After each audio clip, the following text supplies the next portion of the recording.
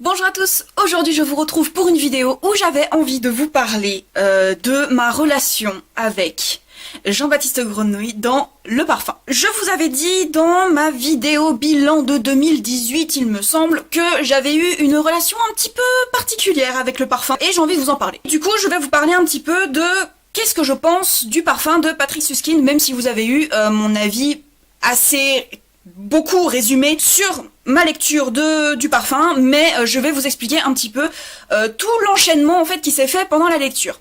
Je vais aussi faire un point avec le film, puisque pour moi c'est important en fait de faire un parallèle entre le livre et le film, puisque j'ai vu les deux. Voilà, j'ai terminé le parfum durant une froide nuit d'hiver de janvier 2019 et j'ai vu le film en fait juste après, enfin le lendemain. Et du coup, j'avais envie de vous parler un petit peu des différences qu'il existe entre le livre et le film, et peut-être vous aiguiller si vous avez envie de découvrir le parfum, peut-être vous aiguiller sur le meilleur média à choisir selon votre état d'esprit. Je vais d'abord faire un résumé du parfum puisque je parle, mais peut-être que certains ne connaissent pas l'intrigue du parfum, donc je vais vous expliquer. Je vous parle depuis avant de Jean-Baptiste Grenouille, qui est le personnage principal du parfum, qui est un homme qui a été oublié de l'histoire. Et le narrateur nous raconte son histoire et pourquoi est-ce que ce type a totalement disparu de notre histoire. L'histoire se déroule avant la Révolution française, donc dans les années 1730, quelque chose comme ça. Et Jean-Baptiste va naître sur un marché avec une mère qui a déjà tué ses nouveau-nés, en fait. Et elle était sur le point de faire la même chose avec Jean-Baptiste, sauf que Jean-Baptiste a eu le réflexe de hurler, ce qui a attiré l'attention des personnes qui étaient autour et qui l'ont sauvé de cette mère infanticide. Et il va être placé de foyer en foyer sans que vraiment les gens veuillent vraiment s'attacher, puisqu'il y a quelque chose de bizarre avec Jean-Baptiste. Il met, même étant bébé, il met les gens mal à l'aise. Et il mettra aussi les enfants mal à l'aise puisqu'il va être placé dans un espace d'orphelinat et il va mettre les enfants tellement mal à l'aise qu'ils vont carrément essayer de le tuer.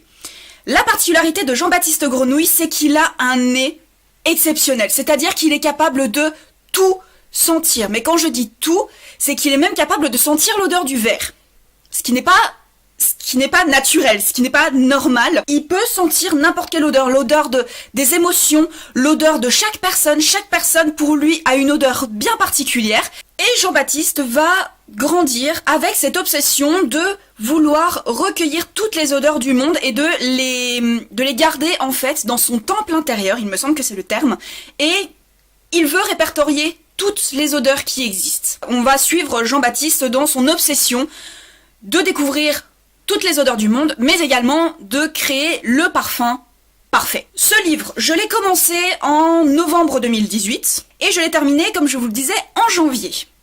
Ce livre m'a pratiquement fait 3 mois. Et pourtant, ce livre fait moins de 300 pages. Pourquoi est-ce qu'il m'a tenu aussi longtemps ?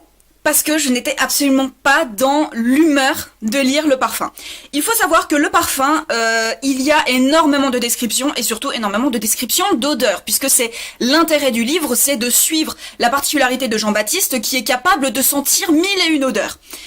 Le problème, c'est que quand on a une liste, mais juste une liste d'odeurs d'un maître parfumeur ou même les odeurs de Paris, etc. Alors autant les odeurs de Paris, j'ai trouvé ça vraiment intéressant puisque j'étais vraiment plongée dans le Paris d'avant la Révolution française, donc j'ai trouvé ça hyper intéressant. Autant toute la partie où il est chez le maître parfumeur, waouh, j'ai bien cru moult fois que j'allais abandonner la lecture. Parce que je sentais bien que j'étais pas dans le mood en fait, j'étais pas dans l'humeur de lire seulement des descriptions d'odeurs. Il y a des personnes qui prennent ce livre comme un livre à odeur. Et c'est vrai que, vu que la particularité de Jean-Baptiste, c'est de sentir 1001 odeurs, on doit se prendre au jeu. Certainement qu'on doit se prendre au jeu. Mais moi, je ne me suis pas prise au jeu parce que j'avais pas envie, en fait, de lire juste une liste de parfums, juste une liste d'odeurs. J'avais juste envie d'action. Et surtout, j'avais envie de lire un livre sur un tueur en série. Puisque, je sais pas si c'est écrit, non c'est pas écrit sur cette version-là, je suis pas sûre que ce soit écrit sur les versions plus récentes qu'il existe du parfum, mais Jean-Baptiste va finir par tuer des personnes. Et en l'occurrence, je savais qu'il allait tuer au moins une rouquine. Et moi, dans ma tête, j'allais suivre le parcours d'un mec qui allait tuer toutes les rousses de Paris et qui allait, du coup, chercher à faire le parfum parfait avec la particularité des rouquines. Voilà, pour moi, c'était ça le parfum. On allait suivre le parcours d'un tueur en série et je pense que je me suis fait biaiser par l'affiche du film qui est juste là, où là, il est bien indiqué que c'est le parcours d'un tueur en série. Donc pour moi, le parfum, pour moi, c'était carrément un thriller. Voilà, un thriller dans les années 1730 et avec la particularité de Jean-Baptiste qui est de sentir mille et une odeurs, qui allait devenir une obsession et qu'il allait créer le parfum parfait. Globalement, j'avais à peu près raison.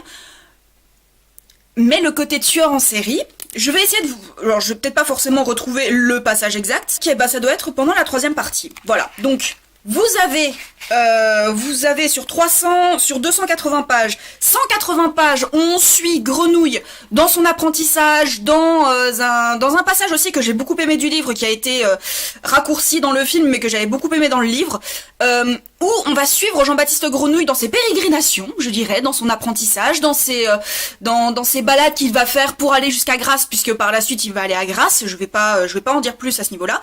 Et là, donc la 3e partie qui est à la page 183 et jusqu'à la fin du livre, on va réellement suivre un Jean-Baptiste qui est tellement obsédé qu'il va finir par tuer. Sauf que les meurtres commencent à la page 214.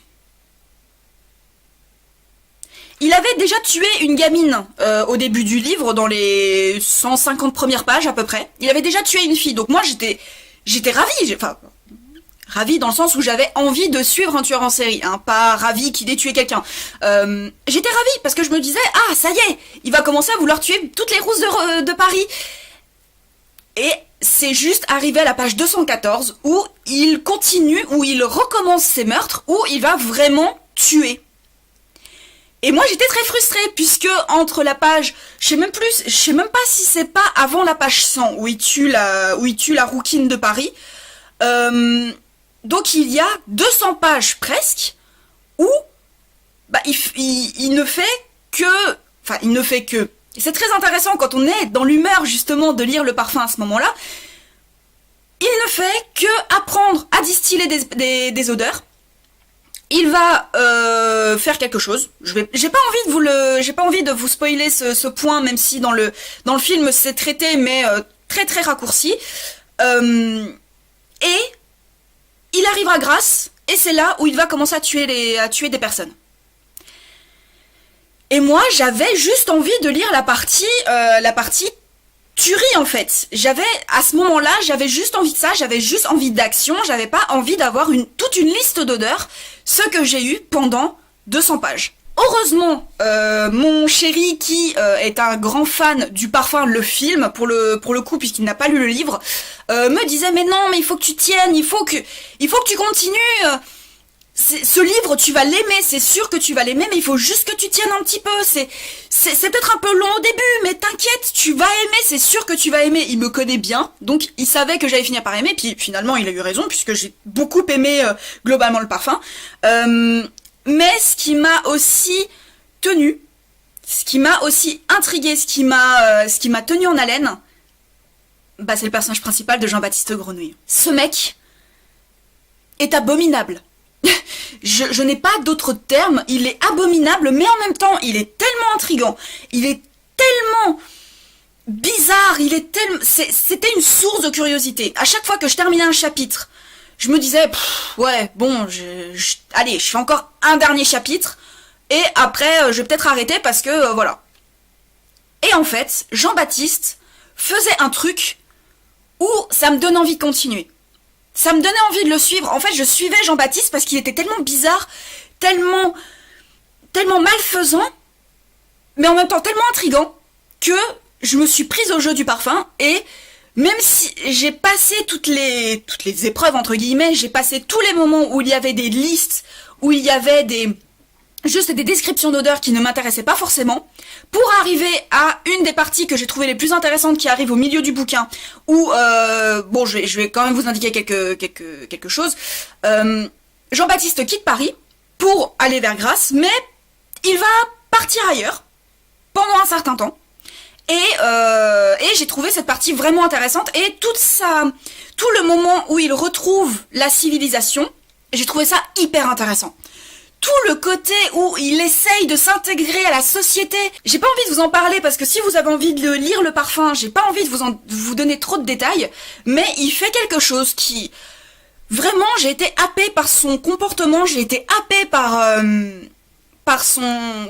personnage en lui-même. Il y a eu une petite rebaisse, et après il y a eu les meurtres. Donc, j'ai adoré toute la fin du Parfum. Je suis encore dans une atmosphère où j'ai besoin d'action dans mes lectures, donc je vais pas le relire tout de suite, mais c'est sûr que je vais le garder dans ma bibliothèque pour le relire, quand je serai vraiment en mode j'ai envie de quelque chose où je suis transportée, mais vraiment où j'ai envie de prendre mon temps sur une lecture.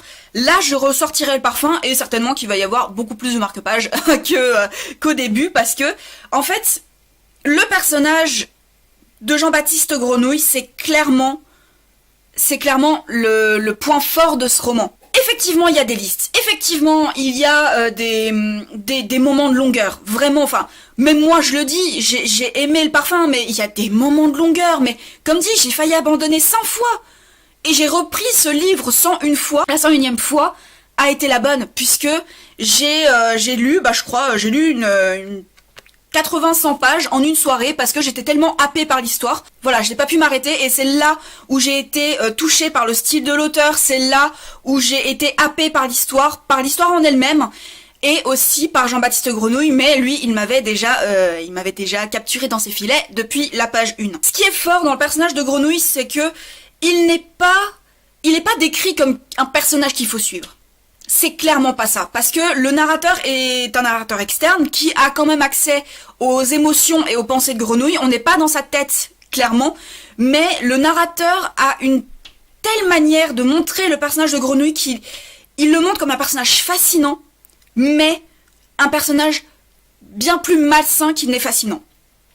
Et ça montre bien qu'on est capable de prendre un personnage problématique comme personnage principal, mais de montrer que ce personnage est problématique, il ne faut surtout pas suivre les recommandations de Grenouille. Il est tellement obsédé par les odeurs, et surtout par une odeur en particulier, que il est capable de faire n'importe quoi, il est capable de faire l'irréparable pour atteindre sa quête de perfection du parfum. J'ai trouvé que le personnage était, mais rudement bien mené, il était manié d'une main de maître. Et pour le coup, Patrice Süskind, je lui tire mon chapeau, parce que le personnage de Grenouille, il est tellement complexe, mais on sait qu'il est malsain, on sait on sait que c'est un être abominable, mais on ne peut pas s'empêcher de le suivre. Et c'est ça la force du parfum. Aussi, petite anecdote, quand j'ai terminé le roman, alors déjà, quand mon copain est rentré du travail, pendant une bonne demi-heure, j'ai pas arrêté de sauter partout en disant c'est tellement génial, c'est tellement cool, c'est tellement ahurissant, le style est tellement beau, et ce passage-là était magnifique et machin. J'étais dans tous mes états. Vraiment, rarement un livre m'a mis dans des états pareils que le parfum. Il m'a fallu une demi-heure, 3/4 d'heure pour que je puisse m'endormir. Alors que moi, j'ai la chance de pouvoir m'endormir en 5-10 minutes. J'arrive à m'endormir très facilement. Mais à cause de ce livre, j'ai mis bien plus longtemps que d'habitude à m'endormir. Et quand un roman fait ça, c'est qu'en général, il a réussi. Il a réussi là où beaucoup ont échoué. Donc, comme je vous disais, le lendemain soir, on a regardé le film. Et le film est ce que j'avais envie de voir dans le parfum. En fait, le film s'est beaucoup plus intéressé au côté meurtrier qu'au côté sensation des odeurs. Parce que bon, de toute façon, en film, ils ne peuvent pas faire grand chose de plus, sauf si on invente le cinéma, je sais pas combien de D, où on pourrait sentir les odeurs. Là, par contre, le parfum, avec une technologie pareille, ça serait un chef-d'œuvre. C'est déjà un chef-d'œuvre.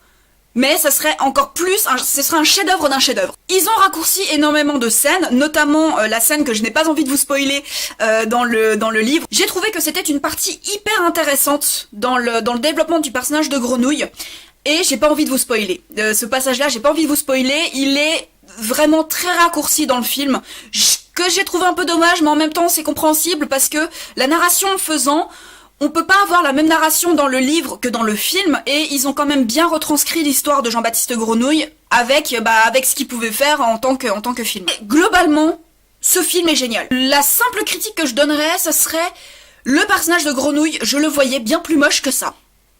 Parce que, on va pas se cacher, Ben Whishaw, c'est un acteur que je trouve très beau. Hein. Il pourrait rentrer dans le panthéon des dieux grecs, que je trouverais ça totalement logique. Hein. C'est clairement le genre d'homme.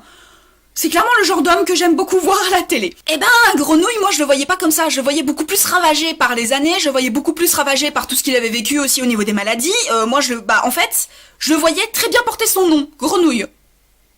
Mais en mode crapaud. Donc en encore plus moche. En encore plus moche qu'une grenouille. Parce qu'une grenouille, encore c'est mignon, c'est sympa. Un crapaud, c'est moche. Voilà, moi j'imaginais Grenouille avec une face de crapaud. Donc quand j'ai vu Ben Whishaw et dans le personnage de Grenouille du coup, j'ai été un peu déçue parce que je me suis dit, il est quand même... Je peux pas dire qu'il est sacrément beau gosse dans ce film parce qu'il fait tout pour pas paraître beau gosse, mais voilà, Ben Whishaw, voilà, ça fait partie de mes acteurs que j'aime beaucoup, donc voilà, je le trouvais quand même sacré beau gosse. Mais, et là, comme je viens de le dire, Ben Whishaw fait absolument tout pour qu'on ressente du malaise. Et pour moi, il fait partie... Alors bon, il y a aussi Alan Rickman qui... Voilà, on ne peut contester le maître. Cet acteur a du charisme, cet acteur est incroyable. Oui, je parle encore au présent parce que je refuse absolument sa mort. Donc, enfin voilà, Alan Rickman, j'étais persuadée qu'il allait de toute façon être un grand personnage dans ce film, donc je n'ai pas été surprise. Autant Ben Whishaw, je sais pas, en fait, même si ils l'ont pas rendu laid comme je l'imaginais pour Grenouille, il fait tout pour paraître malsain, pour nous faire ressentir du malaise.